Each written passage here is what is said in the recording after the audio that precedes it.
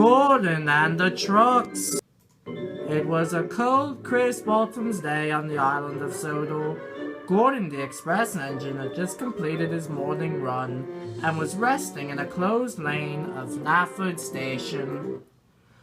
Oh boy, not another broken down diesel. Now who will take the line of trucks needed for the coastal run? Gordon pretended he was asleep because he didn't want Sir Topham Hatt to know he was there and available for taking the train. But Sir Topham Hatt already knew Gordon was there. Now only if a really big and strong blue tender engine could take that train. Gordon knew Sir Topham Hatt was onto him. I must go to get a new coat of paint. Yes. Oh, Gordon, will you ever learn that all engines must be flexible towards the jobs they have to complete? Later that day, Gordon was waiting for his trucks at Brendam Docks. He wanted to make sure he didn't run into Sir Topham Hatt because of what happened at Nafford. Gordon, what are you waiting for? My coaches. This is taking far too long, Thomas. I will be late for my run. You've only been here for 5 minutes. What's the rush? Are you in trouble? Gordon mumbled to himself, sort of.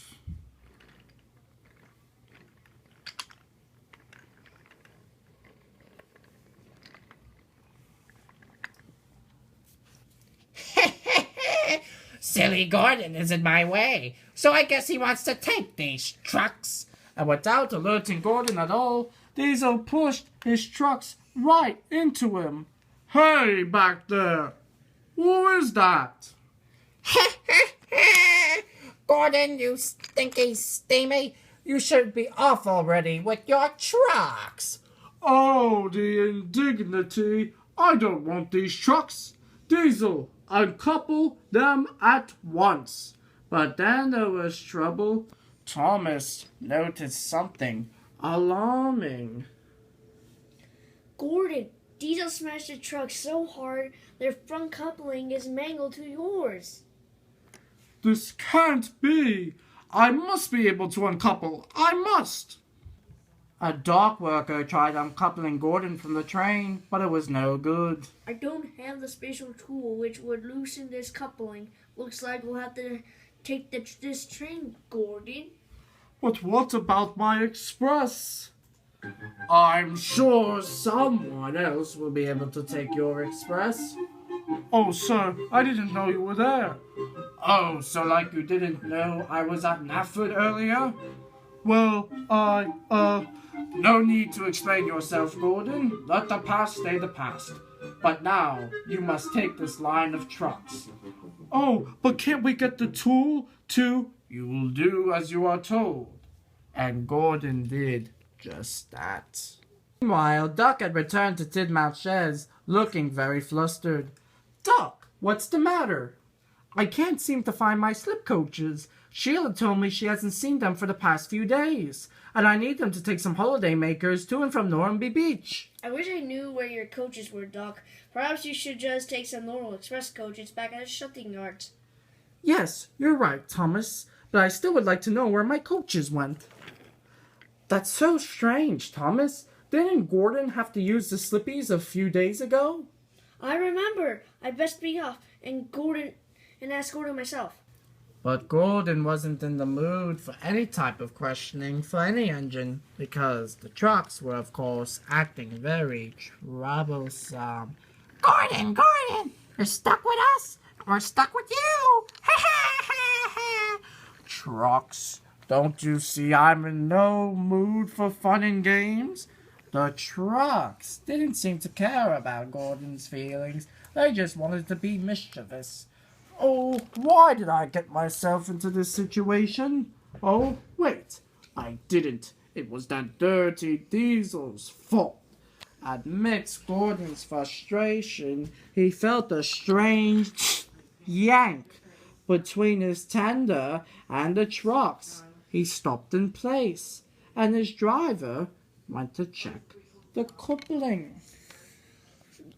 Looks like your problem fixed itself, Gordon. Gordon's coupling was now straightened out, and he could easily be uncoupled from Diesel's trucks. As soon as his driver went back into his cab, he uncoupled from the train. What a lark! What a lark! Now let's see if any coaches are available for me to take at Nafford. Charlie? Charlie? Doc, hey, want to hear a joke? What is black, white, and red all over? Newspaper, but I have much more pressing matters. My sleep coaches are missing. Oh, well, that's not good at all. Do you think you know where they've gone?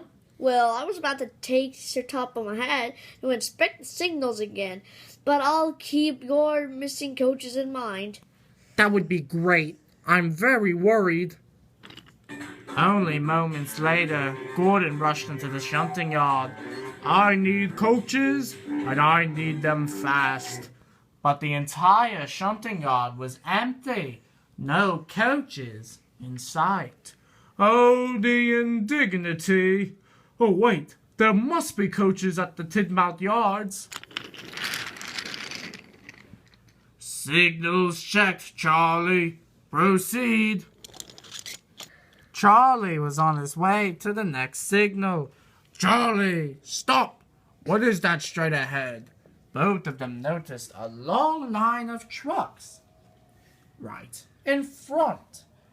Those were Gordon's. Why they are here is beyond my imagination. Seems like Gordon didn't want to take any freight cars today. Which makes me wonder where he is now. Sir, I couldn't help but overhear you discussing Gordon's whereabouts. I just saw him leave Nafford. He's going to Tidmouth to look for coaches. Edward, can you take these trucks while Charlie and I head to Tidmouth? I must get to the bottom of this. Gordon stormed into Tidmouth. He looked all around for empty coaches and couldn't find any. Gordon, I thought you had Diesel's trucks to take care of. Never mind those trucks. I need coaches to get ready for my express. But the express is being handled by other engines. Sir Topham had knew you had to take care of Diesel's trucks. But I was able to get rid of them a long while ago. Gordon, is that you? Oh, Gordon rushed into his berth and his door slammed closed. Did Gordon run into there? Yes. Gordon, please come out. Gordon was hiding from Sir Topham Hatt because he knew he was in big trouble. But he was really making himself seem quite silly. And no proud and mighty express engine should ever feel embarrassed. So he came out of his berth to face the music, so to speak. Gordon, I am very disappointed in you. Leaving your trucks in the middle of the countryside could have put many other engines in danger. Luckily enough, Edward passed through and took those trucks. And to top all of this off, you went on a wild goose chase for coaches that wouldn't be available, since I made other engines take the express and left you to tend for Diesel's trucks. If only you had asked in the beginning, then much could have been avoided. Yes, sir. Sorry, sir. Now, I think it would only be proper for you to work at the docks for the rest of the day and leave the other engines to take the passengers. Ah, sir, there you are. I've been meaning to ask you something all day. Oh, Duck, I haven't seen your slippies at all today. Your slip coaches? Gordon? Didn't you take Duck's slip coaches for a run a few days ago? Yes, and then Charlie needed to borrow them at the shunting yards. Charlie? Let me see. Oh, yes, now I remember. I did use your coaches and left them on the mainland. I see. I'm sorry. I must have gotten immersed in my joke creating. I forgot where I put the slippies. Forgetful like Sydney. Huh, Thomas, that's funny. Very good.